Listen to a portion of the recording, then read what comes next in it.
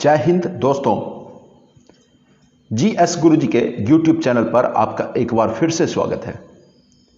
आज के इस वीडियो में हम आपके लिए सौरमंडल, भूगोल के अंतर्गत सौरमंडल के कई महत्वपूर्ण प्रश्नों को लेकर के आए हुए हैं और मैं दावे के साथ कह सकता हूं कि ये प्रश्न पीछे कई एग्जाम्स में पूछे गए हैं और आगे आने वाले एग्जामिनेशंस के लिए भी ये काफ़ी ज़्यादा इंपॉर्टेंट है। जैसा कि आप देख पा रहे हैं, भूगोल इंपॉर्टेंट क्वेश्चंस बाय जीएस गुरुजी। हमारे वीडियो में जितने भी क्वेश्चंस आपको दिए जाएंगे, आप गौर करिए, ये सारे क्वेश्चंस पीछे कई एग्जाम्स में पूछे हुए हैं। इसी आधार पर मैं दावा कह सकता हूं कि ये आगे आने वाले एग्जामिनेशंस में भी निश्चित ही पूछे जाएंगे। आप देख पा रहे हैं सौरमंडल पार्ट 3 क्यों? क्योंकि इसका पार्ट 1 और पार्ट 2 हमारे चैनल पर पहले ही अपलोड कर दिया गया है। आप हमारे प्लेलिस्ट में जाकर के, ज्योग्राफी के अंदर जाकर के आप सौरमंडल का पार्ट 1 और पार्ट 2 देख सकते हैं, क्योंकि सौरमंडल एक बहुत बड़ा टॉपिक है। इसके बाद भी सौरमंडल का पार्ट आना है। तो यहां पर जो शीर्षक आप देखेंगे, सौरमंडल पार्ट 3, विभिन्न ग्रहों की स्थिति। इसमें मैं आपको सौरमंडल के विभिन्न ग्रहों के बारे में बताने जा रहा हूं। थोड़े ध्यान से अगर आप इसको देखें तो यह आपके लिए काफी ज्यादा लाभदायक हो सकता है। तो बगैर देरी किए मैं शुरू करना चाहता हूं पहले प्रश्न को, और आप देख सकते हैं पहला प्रश्न है, चुंबकीय क्षेत्र का होना किस ग्रह की विशेषता है? मतलब कौन से ग्रह पर मैग्नेटिक फील्ड पाया जाता है? चुंबकीय क्षेत्र ये किस ग्रह की विशेषता है? सौरमंडल में एक ऐसा ग्रह है जिसमें कि चुंबकीय क्षेत्र पाया जाता है। उसके लिए 4 विकल्प हैं। ऑप्शन नंबर ए है बुध, ऑप्शन नंबर बी है शुक्र, ऑप्शन नंबर सी पृथ्वी और ऑप्शन नंबर डी बृहस्पति। तो इसका जो सही आंसर होगा वो होगा option number A, Budh. Magnetic field किस ग्रह की विशेषता है? वो है बुध की विशेषता। ठीक है, और बुध की कई विशेषताएं हैं। मैं आपको एक एक करके सारी विशेषताएं यहां पे बताने की कोशिश कर रहा हूं। आप थोड़ा यदि ध्यान दे तो सब आपको बिल्कुल अच्छे से समझ में आएगा। बुध, इसकी सबसे बड़ी विशेषता क्या है? चुंबकीय क्षेत्र, यानी कि मैग्नेटिक फील्ड। और फिर देखिए, यह सौरमंडल का सबसे छोटा ग्रह है।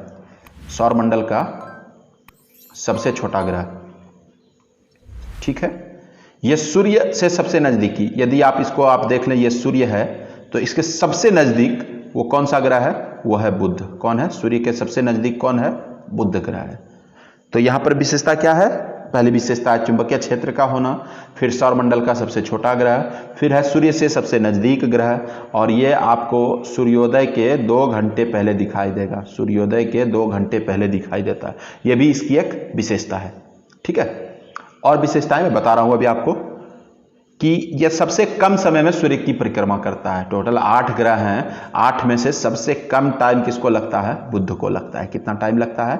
88 डेज, 88 दिनों में यह सूर्य की परिक्रमा करता है, जो कि सबसे तेज है। क्यों कर सकता है इतना तेज? क्योंकि यह सूर्य के सबसे नजदीक है, इसलिए इसको टाइम कम लगेगा। ठीक है, और एक जो अच्छी बात है कि इसकी कक्षीय गति सबसे अधिक है। इसकी कक्षीय गति, ये अपनी कक्षा में काफी तेज घूमता है। मतलब ये क्वेश्चन भी आप यहां से देख सकते हैं, सबसे अधिक कक्षीय गति किसकी है? तो उसका आंसर भी वही होगा, बुध। सबसे अधिक कक्षीय गति वो किसका है? वो भी बुध का है। यह अपने अक्ष पर एक चक्कर लगाने में, अब कक्षीय गति क्या हो गया? वो सूर्य की परिक्रमा करने में, और अपने अक्ष पर, अपने दूरी पर एक चक्कर लगाने में इसको कितना टाइम लगता है? 58.6 दिन। 58.6 दिन। और सूर्य की परिक्रमा करने में इसको कितना दिन लगता है? 88 दिन। और अपने अक्ष पर एक चक्कर पूरा करने में इसको कितना टाइम लगता है? 58.6 दिन। ठीक है, और एक जो सबसे बड़ी विशेषता इसकी और है, वह है तापांतर। तापांतर, यहां पर ध्यान देंगे आप, तापांतर। इसका क्या होता है? ताप दिन में काफी ज्यादा हो जाता है। दिन में इसका ताप हो जाता है 427 डिग्री सेल्सियस। दिन में इसका ताप हो जाता है 427 डिग्री सेल्सियस। सोच सकते हैं, 427 डिग्री सेल्सियस काफी ज्यादा तापमान है। और वहीं रात की अगर बात करें तो दिन में इसका ताप है 427 डिग्री सेल्सियस, और रात में जो है वो हो जाता है -173 डिग्री सेल्सियस। सोच सकते कितना तापांतर है, 600 डिग्री सेल्सियस का तापांतर है। मतलब दिन और रात में इसके जो तापमान का अंतर है वो 600 डिग्री है। दिन में 427 डिग्री सेल्सियस और रात में -173 डिग्री सेल्सियस, मतलब कि गर्मी भी उतना ही अधिक और ठंड भी उतना ही अधिक। यह बुध की सबसे बड़ी विशेषता है कि इसका तापांतर अन्य सभी ग्रहों से काफी ज्यादा है। वह है कितना? 600 डिग्री सेल्सियस। ठीक है, अब चलते हैं अगले प्रश्न की ओर। हमारा जो दूसरा प्रश्न है यहां सांझ का तारा या भोर का तारा के नाम से किस ग्रह को जाना जाता है? सांझ का तारा या भोर का तारा। यह होता क्या है कि यह शाम में भी सबसे ज्यादा चमकता है, दिखाई देता है, और भोर में भी, मतलब सुबह में भी सबसे ऊपर दिखाई देता है। यह बिल्कुल आसानी से इसको आप देख सकते हैं। तो गौर करिएगा विकल्प पे। ऑप्शन नंबर ए है मंगल, ऑप्शन नंबर बी है बुध, ऑप्शन नंबर सी है शुक्र और ऑप्शन नंबर डी है शनि। तो इसका जो सही आंसर होगा वो होगा ऑप्शन नंबर सी, शुक्र। सांझ का तारा या भोर का तारा वो किसे कहा जाता है? शुक्र को कहा जाता है। और अब शुक्र की विशेषताएं सुनिए। शुक्र सौरमंडल का सबसे चमकीला ग्रह है सौरमंडल का, और सबसे गर्म ग्रह भी है। सर्वाधिक गर्म ग्रह कौन है? शुक्र है। और सबसे ज्यादा चमकने वाला ग्रह भी कौन है? शुक्र ही है। ठीक है, यह शाम में पश्चिम दिशा में दिखाई देता है और सुबह में पूर्व दिशा में दिखाई देता है, इसलिए इसको सांझ का तारा भी कहा जाता है और भोर का तारा भी कहा जाता है। इसको सांझ का तारा भी कहा जाता है और भोर का तारा भी कहा जाता है। सांझ का तारा, भोर का तारा किसे कहा जाता है? शुक्र को। शुक्र की और क्या विशेषताएं हैं? यह सौरमंडल का सबसे चमकीला ग्रह है और सबसे गर्म ग्रह है। और देखिए, और एक सबसे बड़ी विशेषता इसकी क्या है? घनत्व, आकार एवं व्यास, इन सब में यह लगभग हमारी पृथ्वी के बराबर है। ठीक है, घनत्व, आकार एवं व्यास में यह लगभग किसके बराबर है? हमारी पृथ्वी के बराबर है। किसके बराबर है? पृथ्वी के बराबर है। इसलिए इसको पृथ्वी का भगनी ग्रह भी कहा जाता है, मतलब पृथ्वी की बहन। ठीक है, पृथ्वी का भगनी ग्रह। यह प्रश्न भी कई दफा पूछा गया है कि पृथ्वी का भगनी ग्रह किसे कहा जाता है, तो उसका भी सही आंसर क्या होगा? वो भी शुक्र होगा। सबसे गर्म ग्रह शुक्र, सबसे चमकीला ग्रह शुक्र, घनत्व, आकार एवं व्यास में किसके समान है? पृथ्वी के समान है। ठीक है, सूर्य की परिक्रमा करने में शुक्र को 224 दिन का समय लगता है। कितना दिन? 224 दिन। सूर्य की परिक्रमा करने में शुक्र को 224 दिन का समय लगता है, और यह अपने अक्ष पर एक चक्कर लगाने में इसको 243 दिन का समय लगता है।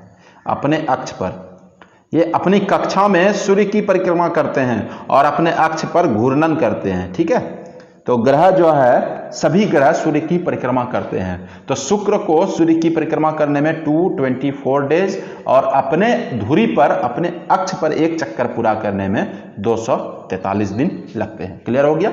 अब चलते हैं अगले प्रश्न की ओर। तीसरा प्रश्न है, बृहस्पति को सूर्य की परिक्रमा करने में कितना समय लगता है? बृहस्पति ग्रह, एक बात जानिए कि बृहस्पति सौरमंडल का सबसे बड़ा ग्रह है। बृहस्पति सौरमंडल का सबसे बड़ा ग्रह है। पीछे के प्रश्न में मैंने बताया कि सबसे छोटा ग्रह बुध है और सबसे बड़ा ग्रह बृहस्पति है। तो उस बृहस्पति को सूर्य की परिक्रमा करने में कितना समय लगता है? इसके लिए 4 ऑप्शंस हैं। ऑप्शन नंबर ए है 687 दिन, ऑप्शन नंबर बी है 12 वर्ष, ऑप्शन नंबर सी है 29.5 वर्ष और ऑप्शन नंबर डी है 84 वर्ष। ठीक है, तो इसका जो सही आंसर हो जाएगा वो हो जाएगा ऑप्शन नंबर बी। कितना लगता है? 12 वर्ष। बृहस्पति को सूर्य की परिक्रमा करने में कितना समय लगता है? 12 वर्ष। कहीं कहीं यह भी लिखा होता है 11.9 वर्ष। तो 11.9 या फिर 12 एक ही बात है, करीब करीब समझ सकते हैं आप उसको। तो अगर ऑप्शन में 11.9 रहता है तो वो भी लगा सकते हैं आप, और अगर ऑप्शन में 12 वर्ष रहता है तो वही सही आंसर हो जाएगा। तो यहाँ पे ऑप्शन में 12 वर्ष दिया हुआ है, ऑप्शन नंबर बी, तो इसका सही आंसर हो जाएगा ऑप्शन नंबर बी, 12 वर्ष। क्लियर है? और अपने अक्ष पर बृहस्पति को कितना टाइम लगता है? अपने अक्ष पर एक चक्कर लगाने में 10 घंटे। काफी तेजी से ये घूम लेता है अपने अक्ष पर। अपने अक्ष पर बृहस्पति को एक चक्कर लगाने में, अर्थात अपनी धुरी पर एक चक्कर लगाने में बृहस्पति को कितना टाइम लगता है? मात्र 10 घंटे। ठीक है। अन्य विकल्पों को अगर देखा जाए तो यहां देखिए आप ऑप्शन नंबर ए में देख सकते हैं 687 दिन दिया हुआ है। तो ये ऑप्शन ऐसे ही नहीं है, 687 दिन ये मंगल को लगता है। जैसे बृहस्पति को सूर्य की परिक्रमा करने में 12 वर्ष लगता है, तो उसी तरह 687 दिन मंगल ग्रह को लगता है किसकी परिक्रमा करने में? सूर्य की परिक्रमा करने में। मंगल को कितना दिन लगता है? 687 दिन। अब देखिए ये 29.5 वर्ष है, तो 29.5 वर्ष किसको लगता है? शनि को। शनि ग्रह को सूर्य की परिक्रमा करने में कितना टाइम लगता है? 29.5 वर्ष। और 84 वर्ष ये किसका समय है? काफी ज्यादा लंबा समय है। 84 वर्ष लगता है किसको? अरुण को। अरुण जो ग्रह है जिसको कि क्या कहा जाता है? यूरेनस। यूरेनस को सूर्य की परिक्रमा करने में कितना समय लगता है? 84 वर्ष, 84 ईयर्स। क्लियर हो गया। लेकिन यहां पर जो प्रश्न है कि बृहस्पति को सूर्य की परिक्रमा करने में कितना समय लगता है, तो इसका सही आंसर हो जाएगा ऑप्शन नंबर सी। इसका सही आंसर क्या हो जाएगा? माफ कीजिएगा, इसका सही आंसर हो जाएगा ऑप्शन नंबर बी, 12 वर्ष। इसका सही आंसर ऑप्शन नंबर बी 12 वर्ष। और 29.5 वर्ष किसके लिए था? यह था शनि के लिए। क्लियर हो गया। अब चलते हैं अगले प्रश्न की ओर। अगला प्रश्न ये देखिए, काफी ज्यादा इंपॉर्टेंट प्रश्न है। आप देख पा रहे क्वेश्चन को कि निक्स ओलंपिया नामक पर्वत किस ग्रह पर स्थित है? निक्स ओलंपिया। अभी मैं आपको बताना चाहता हूं कि निक्स ओलंपिया सौर मंडल का सबसे बड़ा पर्वत है। पूरे सौर मंडल का सबसे बड़ा पर्वत कौन सा है? निक्स ओलंपिया। ये जो है निक्स ओलंपिया, ये माउंट एवरेस्ट, धरती पर का सबसे बड़ा पर्वत है माउंट एवरेस्ट, यानी कि 8850। माउंट एवरेस्ट की ऊंचाई कितनी है? 8850 मीटर है। ठीक है। और उसका माउंट एवरेस्ट का ये 3 गुना है। निक्स ओलंपिया माउंट एवरेस्ट से लगभग 3 गुना ऊंचा है। ठीक है। ध्यान दीजिए आप लोग, निक्स ओलंपिया नामक पर्वत किस ग्रह पर है? तो निक्स ओलंपिया सौरमंडल का सबसे बड़ा पर्वत है, सबसे ऊंचा पर्वत है। इसकी ऊंचाई कितनी है? तो माउंट एवरेस्ट से लगभग 3 गुना अधिक। ठीक है। तो इसके लिए ऑप्शन दिए हुए हैं कि निक्स ओलंपिया नामक पर्वत किस ग्रह पर है। ऑप्शन नंबर ए है पृथ्वी, ऑप्शन नंबर बी है शुक्र, ऑप्शन नंबर सी है शनि और ऑप्शन नंबर डी है मंगल। तो इसका सही आंसर हो जाएगा ऑप्शन नंबर डी, मंगल, यानी कि मार्स पर। निक्स ओलंपिया किस ग्रह पर है? मंगल ग्रह पर। मंगल को ही मार्स कहा जाता है। मंगल ग्रह की विशेषता जानिए कि इसको लाल ग्रह भी कहा जाता है। मंगल ग्रह को क्या कहा जाता है? लाल ग्रह कहा जाता है। और मंगल ग्रह का लाल रंग क्यों होता है? आयरन ऑक्साइड के कारण। आयरन ऑक्साइड या फेरस ऑक्साइड जो कह सकते हैं आप, आयरन ऑक्साइड के कारण मंगल ग्रह का रंग लाल क्यों होता है? क्योंकि मंगल की मिट्टी पर आयरन ऑक्साइड की अधिकता पाई जाती है। इस कारण से मंगल ग्रह का रंग कैसा होता है? लाल होता है। और एक बात कि सौर मंडल का जो सबसे बड़ा ज्वालामुखी है, सौर मंडल का सबसे बड़ा ज्वालामुखी ओलिपस मेसी। सौर मंडल का सबसे बड़ा ज्वालामुखी क्या नाम है उसका? Olympus Messi. वो भी जो है मंगल ग्रह पर ही स्थित है। मतलब सौर मंडल का सबसे बड़ा पर्वत निक्स ओलंपिया और सौर मंडल का सबसे बड़ा ज्वालामुखी ओलिपस मेसी, ये दोनों कौन से ग्रह पर स्थित हैं? दोनों मंगल ग्रह पर। मंगल ग्रह को लाल ग्रह कहा जाता है। इसके मिट्टी का लाल होने का वजह क्या है? इसका वजह है मंगल की मिट्टी पर आयरन ऑक्साइड की अधिकता। क्लियर हो गया। और एक बात कि मंगल को 2 उपग्रह हैं। मंगल के 2 उपग्रह हैं, फेबोस और डीमोस। फेबोस और डीमोस मंगल के 2 उपग्रह हैं। फेबोस या फोबोस कहीं कहीं पर लिखा होता है। तो फेबोस और डीमोस 2 उपग्रह हैं मंगल ग्रह के। क्लियर हो गया। अब चलते हैं अगले प्रश्न की ओर। 5वां प्रश्न देखिए, पृथ्वी के अलावे अन्य कौन सा ग्रह अपनी धुरी पर 24 घंटे में एक चक्कर पूरा करता है? देखिए पृथ्वी को भी करीब करीब 24 घंटे लग ही जाते हैं। तो यही प्रश्न यहां पर है कि पृथ्वी के अलावे कौन सा ग्रह अपनी धुरी पर 24 घंटे में एक चक्कर पूरा करता है? ऑप्शन नंबर ए है मंगल, ऑप्शन नंबर बी है बुध, ऑप्शन नंबर सी शुक्र और ऑप्शन नंबर डी शनि। तो इसका सही आंसर क्या हो जाएगा? वो हो जाएगा ऑप्शन नंबर ए, मंगल। मंगल पृथ्वी के ही भांति अपने अक्ष पर एक चक्कर पूरा करने में कितना समय लेता है? 24 घंटे का समय लेता है। क्लियर है। अब देखिए यहां पर बुध, अभी मैंने बताया ना बुध को अपने अक्ष पर एक चक्कर पूरा करने में बुध को कितना समय लगता है? वो लगता है 58.6 दिन। कितना लगता है? 58.6 दिन। किसको? बुध को। और बृहस्पति की बात करें तो बृहस्पति को कितना टाइम लगता है? बृहस्पति को लगता है 10 घंटा। वहीं अगर शुक्र की बात करें तो शुक्र को कितना लगता है? शुक्र को लगता है 243 डेज। शुक्र को कितना टाइम लगता है? 243 दिन। ठीक है।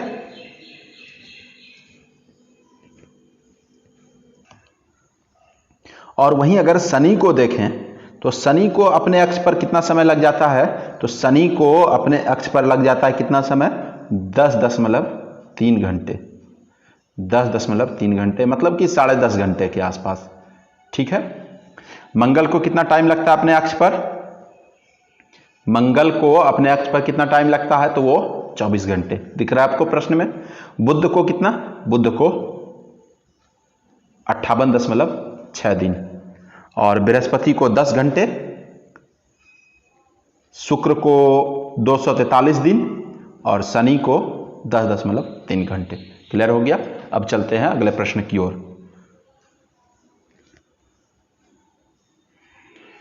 अगले प्रश्न को देखिए, प्रश्न नंबर 6 जो है, सौरमंडल का सबसे बड़ा उपग्रह कौन सा है? सबसे बड़ा उपग्रह, ग्रह नहीं बात कर रहा हूं, उपग्रह। क्वेश्चन को देखिए, 4 विकल्प इसके लिए। ए में है टाइटन, बी में है गैनीमीड, सी नंबर में है टाइटेनिया और डी में है टीट्रॉन। तो इसका जो सही आंसर हो जाएगा वो हो जाएगा ऑप्शन नंबर बी, गैनीमीड। सौरमंडल का सबसे बड़ा उपग्रह कौन सा है? वो है गैनीमीड। इसका रंग कैसा है? इसका रंग है पीला। और ये किस ग्रह का उपग्रह है? तो ये है बृहस्पति का उपग्रह। किस ग्रह का? बृहस्पति का।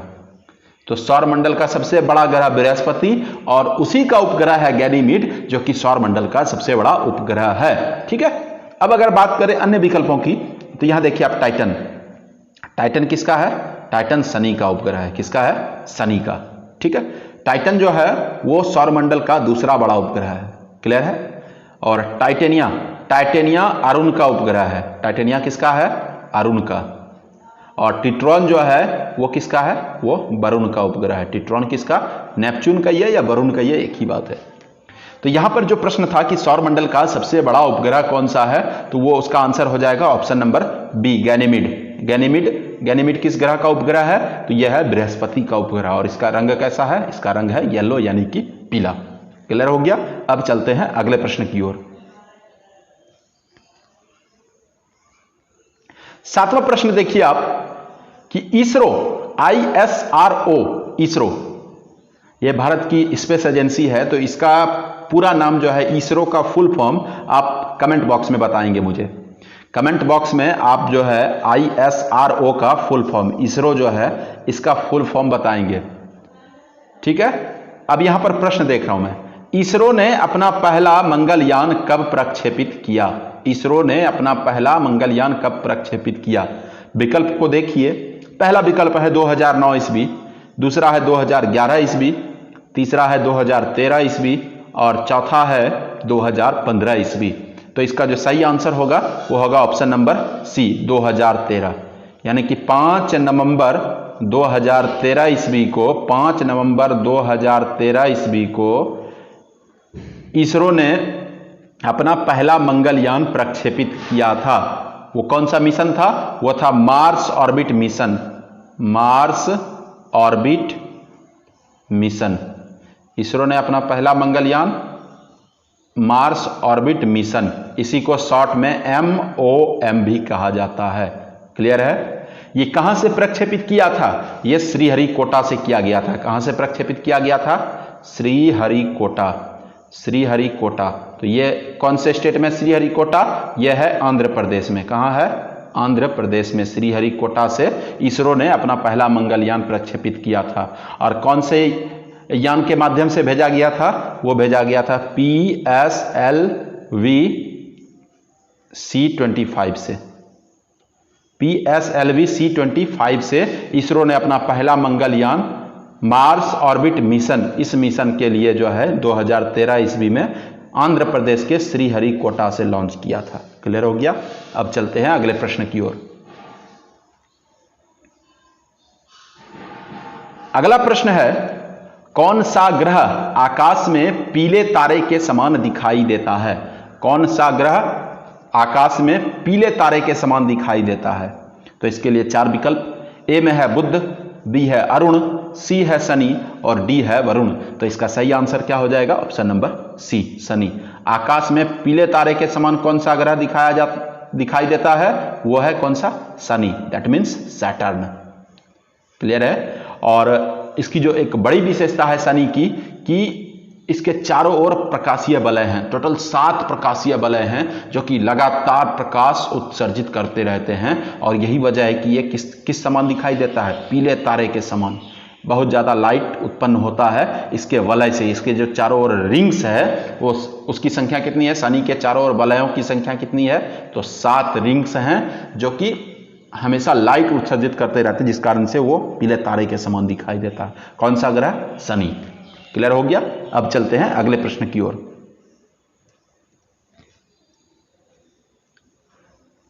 प्रश्न संख्या 9, टाइटन किसका उपग्रह है? टाइटन, अभी पीछे के प्रश्न में मैंने बताया टाइटन के बारे में भी, जहां की गैनीमीड की चर्चा थी। तो फिर भी देखते एक बार फिर से, टाइटन किसका उपग्रह है? Option number A Brihaspati, option number B Shani, option number C Arun और ऑप्शन नंबर डी शुक्र। तो इसका जो सही आंसर होगा वो होगा ऑप्शन नंबर बी। टाइटन किसका उपग्रह है? शनि का। टाइटन किसका उपग्रह है? शनि का। ठीक है? टाइटन सौरमंडल का दूसरा सबसे बड़ा उपग्रह है। ये पीछे बताया मैंने, पीछे के प्रश्न में। सबसे बड़ा उपग्रह गैनीमीड है जो कि बृहस्पति का है, और दूसरा सबसे बड़ा उपग्रह टाइटन है जो कि किसका उपग्रह है? शनि का। टाइटन, ठीक है, यह सौरमंडल का दूसरा सबसे बड़ा उपग्रह है। इसकी खोज, टाइटन की खोज 1665 में 1665 ईस्वी में क्रिश्चियन हाइजॉन के द्वारा की गई। 1665 में क्रिश्चियन हाइजॉन के द्वारा की गई। क्लियर है? 1665 ईस्वी में क्रिश्चियन हाइजॉन के द्वारा की गई। क्रिश्चियन हाइजॉन किस देश के थे? ये थे डेनमार्क के। कौन से देश के? डेनमार्क के। हो गया? और इसकी जो विशेषता है टाइटन की, कि पृथ्वी के समान इसका भी अपना एक सघन वायुमंडल है। जिस तरह पृथ्वी का एक वायुमंडल है, उसी तरह टाइटन का भी एक वायुमंडल है अपना, एकदम बिल्कुल सघन। जैसे कि पृथ्वी पर सघन वायुमंडल है, उसी तरह से टाइटन पर भी एक सघन वायुमंडल है। टाइटन किसका उपग्रह है? शनि का, सौरमंडल का दूसरा सबसे बड़ा उपग्रह, जिसकी खोज 1665 में डेनमार्क के खगोल शास्त्री क्रिश्चियन हाइजॉन ने की। क्रिश्चियन हाइजॉन ने कब की? 1665 ईस्वी में। क्लियर हो गया? अब चलते हैं अगले प्रश्न की ओर। 10वां और अंतिम प्रश्न देखिए आप लोग इसको। 2012 ईस्वी में नासा, NASA नासा के द्वारा भेजे गए मार्स क्यूरियोसिटी रोवर नामक अंतरिक्ष यान का उद्देश्य क्या था?